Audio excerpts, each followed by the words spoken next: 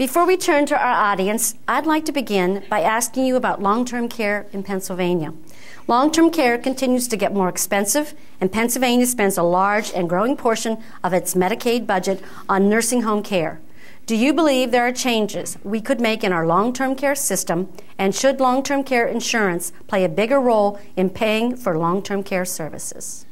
Let me start by talking not about you, but people who are young. They ought to be buying long-term care insurance. Something that you probably weren't told to do when you were in your 20s and 30s and 40s. We've just started doing it because I don't think we thought we were all going to live as long as people were living today. My father lived to 90. Unfortunately, my mother died when I was in high school, so we didn't have her around for very long. But I'm experiencing that issue right now through my wife and her parents. My father-in-law is 88. He's a veteran of World War II and flew in World War II. Flew the Burma hump, if anybody knows what that was and how dangerous that was.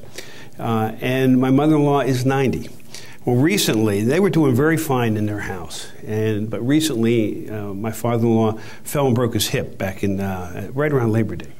And he's gone through the different stages of care. He went to Hershey, he went to the VA in Lebanon, he went to a rehab facility in Pottsville, and he's moving along okay, not great, but okay. And now we've just moved him into assisted living. My mother-in-law, who's 90, is still as spry as can be. She does her garden every day. She can bend over and weed the garden without kneeling down. She just bends over her waist. I mean, I hope I'm in that good a shape. But she's at home. And what we've experienced where she was at home, what we experienced was the fact of the cost factor of having somebody in one location and somebody taking care of their home in the other location. And the funds that they have, it's stretching. It's getting very, very, very difficult. What we have found, surprisingly, in the home, in the facility, the assisted living facility, a beautiful facility, expensive, not overwhelmingly expensive. I remember putting my father in assisted living and then spending thousands of dollars in that facility because he was that way for 3 months before he died. But what a great facility that they have. But it's stretching the money. It's stretching the Medicare money. It's stretching the Social Security money. It's stretching the VA money that my father-in-law has.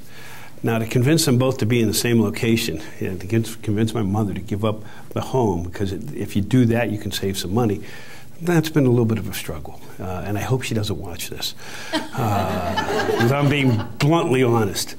But it is a struggle that I think many of us, my age, are going to be dealing with their parents, actually younger than me, are going to be dealing with their parents, and then in future generations. I mean, my kids are in their 30s. You know, I hope to live to, pretty long in life. That we have to start doing much more planning. Now, when you talk about the state budget, 80% of the state budget of Pennsylvania is in two categories: education and welfare.